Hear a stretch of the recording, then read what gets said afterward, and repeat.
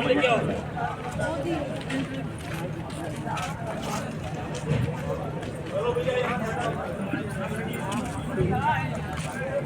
आओ, बच्चे को दिखाना है।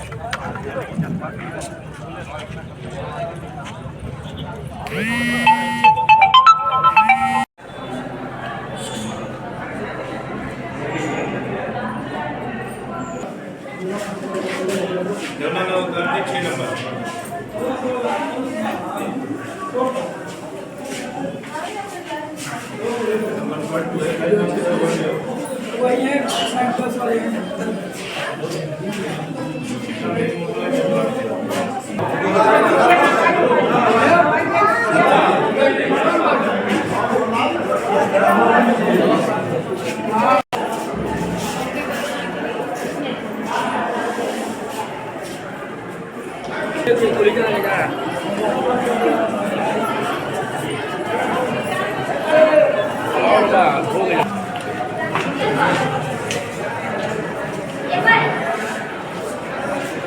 स्वास्थ्य कैंप सलेमपुर लोकसभा क्षेत्र में लग रहे हैं। उसकी श्रृंखला में ये जो सलेमपुर में कैंप लगा, ये 29वां कैंप है, जिसमें लगभग हम लोग 1.25 लाख के ऊपर 1,30,32,000 के लगभग 35,000 के लगभग अभी तक मरीज देख चुके हैं। जो गंभीर रोगी थे उनको हम लोग लखनऊ ले जाके भी इलाज कराया गया और 5,000 से ऊपर लगभग मोतियाबिंद का ऑपरेशन भी हम लोग क्षेत्र में कराए। तो ये लगातार जो अभियान चल रहा है ये इस पड़ाव पर पहुंचा है कि 29वां 30वां कैंप हमारा यहाँ पर है।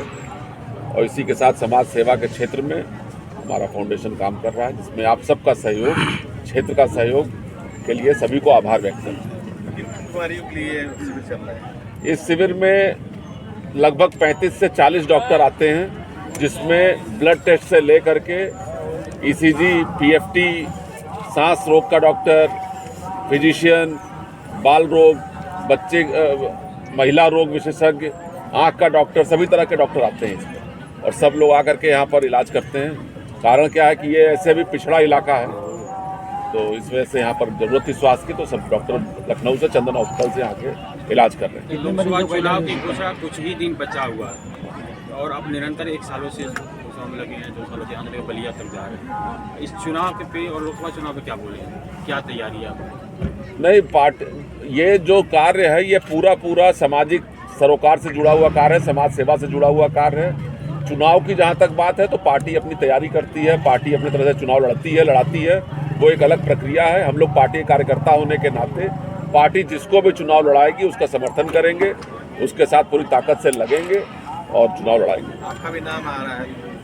पार्टी के ऊपर निर्भर करता है, हमारे यहाँ कार्यकर्ता बेस पार्टी है, तो जिसको पार्टी चुनाव के लिए कहेगी उसको लड़ना है। अगर हमको कहेगी तो राजे सिंह दयाल को कहेगी तो मैं लड़ूंगा खुद भी। अगर कल के डेट में आप सांसद चुनाव जीतते हैं यहाँ से जीतिए पार्टी, तो सलेमपुर लोकसभा में ऐसी कौन सी काम आपको दिख रहा है जो होंगे तो इसके ऊपर है?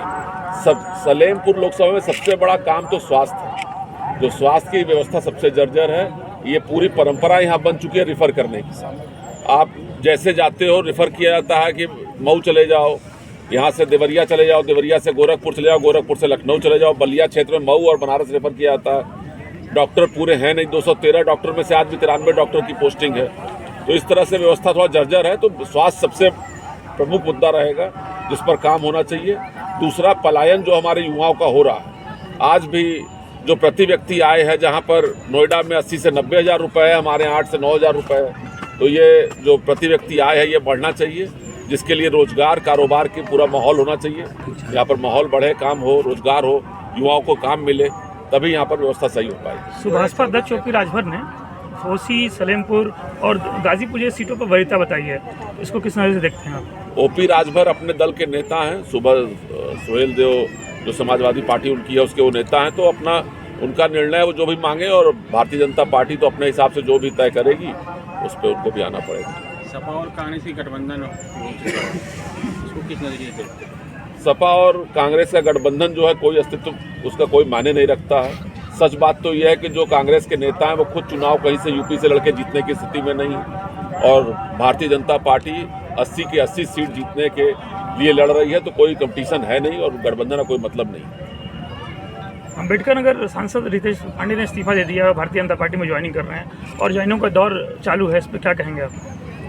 नहीं, जो भी भारतीय जनता पार्टी ऐसे भी विश्व की सबसे बड़ी पार्टी है, तो जो भी आदमी विचारधारा से जुड़ना चाहता है तो दरवाज़ा हमेशा पार्टी का खुला हुआ है। और हम सब एक देश में काम करते हैं, सभी को एक विकास चाहिए, सभी को सुख सुविधा चाहिए, तो पार्टी से जुड़ना अच्छी बात है, स्वागत है उनका। राहुल गांधी कहा है कि जो है कि यूपी के जो है युवा नशा करते हैं। बहुत बचकानापूर्ण बयान है ये।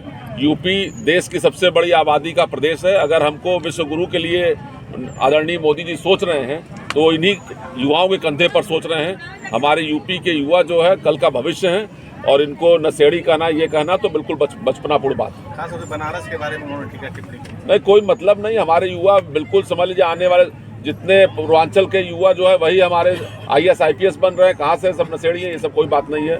क्रिकेट से लेकर हर जगह नाम रोशन कर रहे हैं देश का।